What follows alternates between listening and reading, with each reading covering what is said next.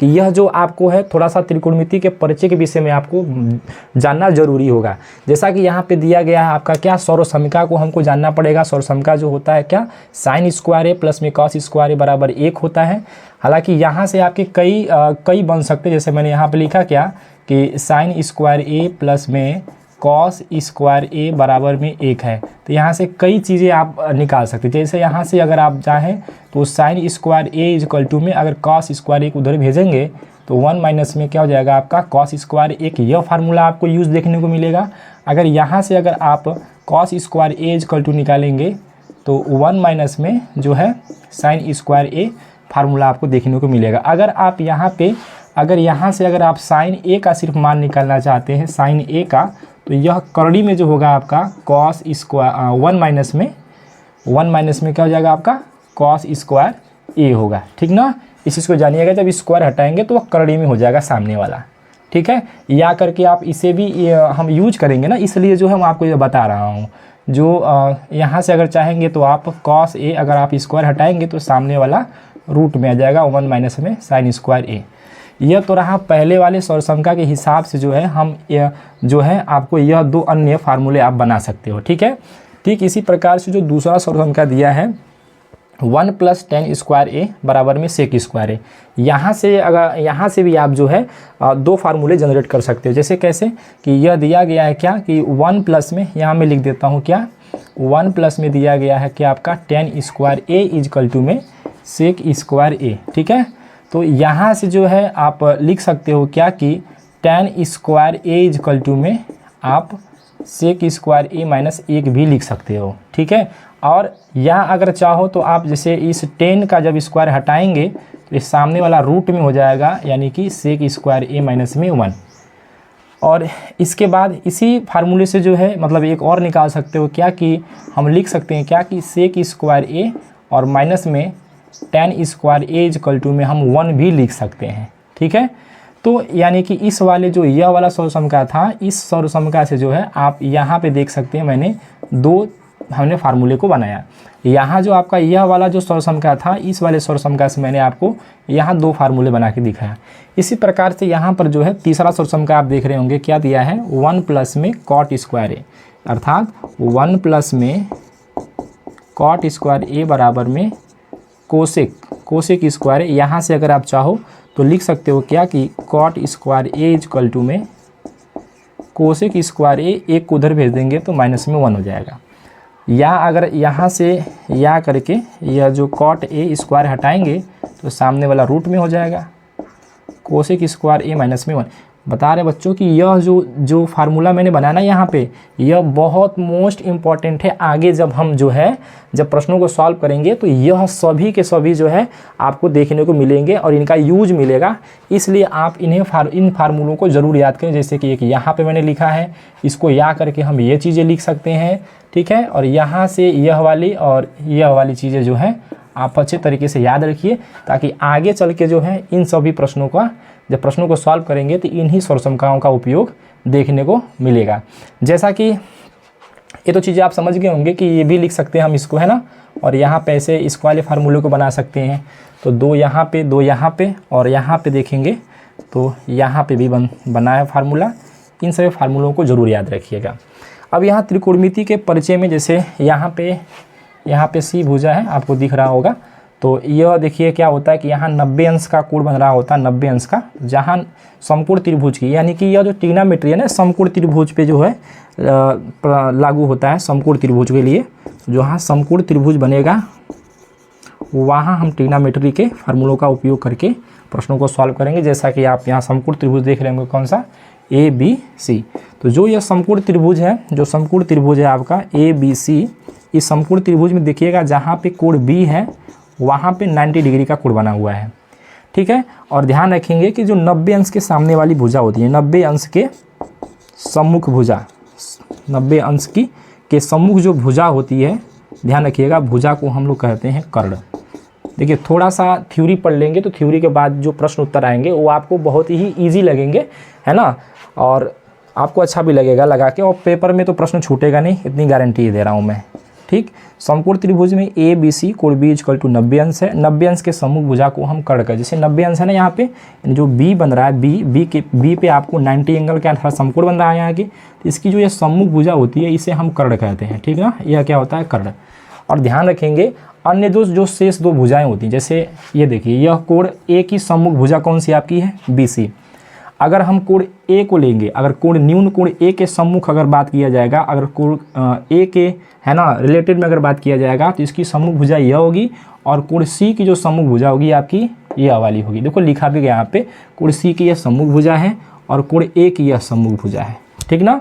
यह लंब और आधार आपस में बदलते रहते हैं, वो भी रिस्पेक्ट जो हम जब जिसके सापेक्ष लेंगे, कोण ए के सापेक्ष अगर लेंगे हम तो यह आपका लंब होगा, ध्यान रखेंगे। अगर कोण सी के हिसाब से चलते हैं तो कोण सी के सापेक्ष यह लंब होगा, यह आधार होगा। तो लंब और आधार आपस में बदलते रहते हैं, लेकिन कर्ण जो होता है कभी बदलता नहीं है, वो फिक्स रहता है, ठीक है। इतनी बातें समझ में आई होंगी, तो अब हम आगे चलते हैं।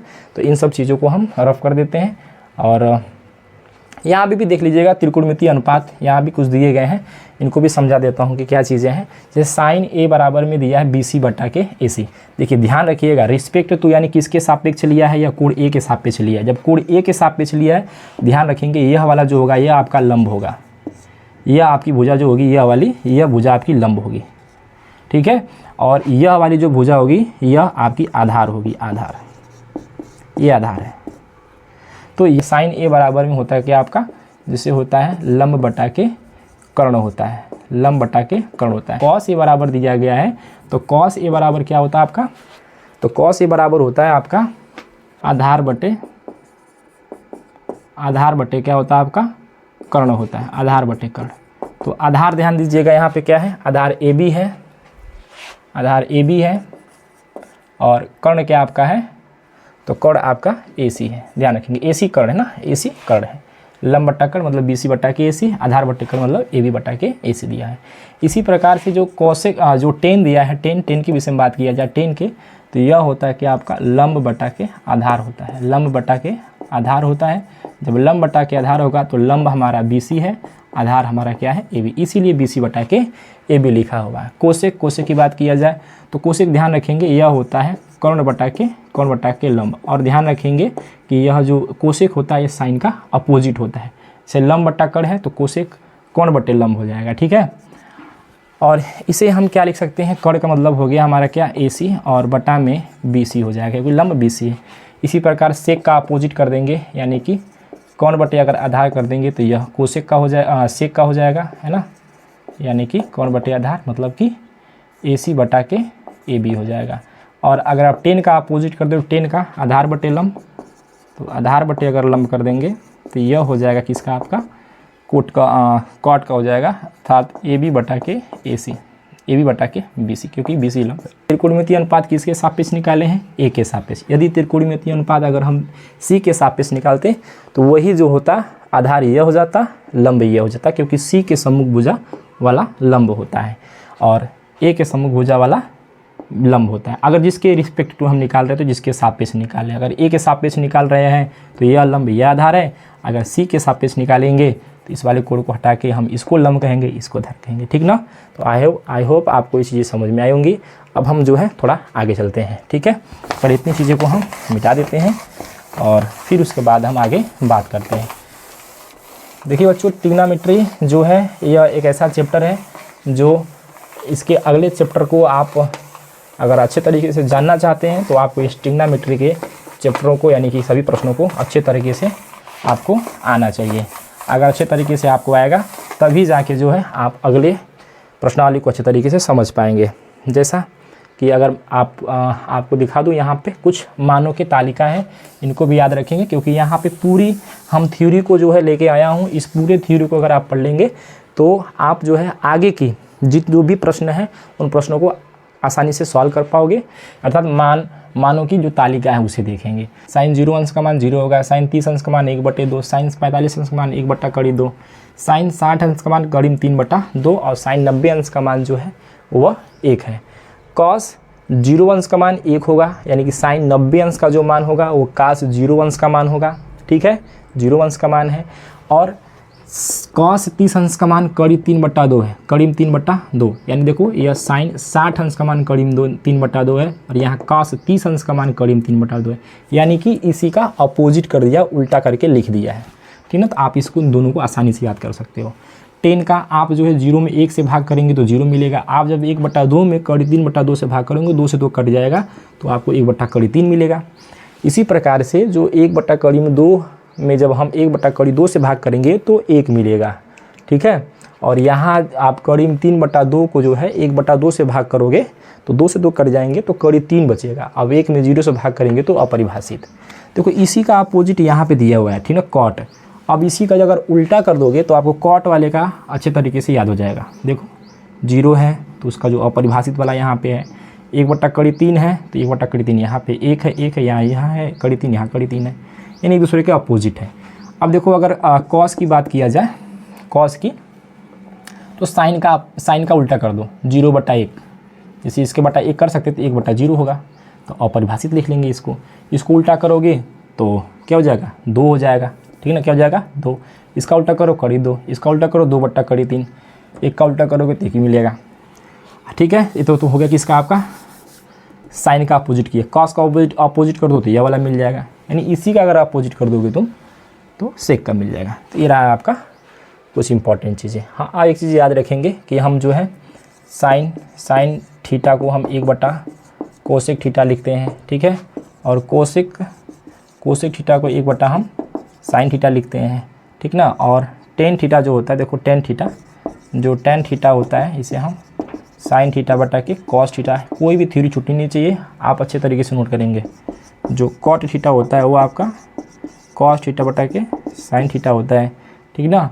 और ध्यान रखेंगे जो कॉस होता है, कॉस थीटा होता है 1/ के सेक थीटा, और सेक थीटा क्या होता है आपका 1/ के कॉस थीटा, यानी एक दूसरे के अपोजिट होते हैं।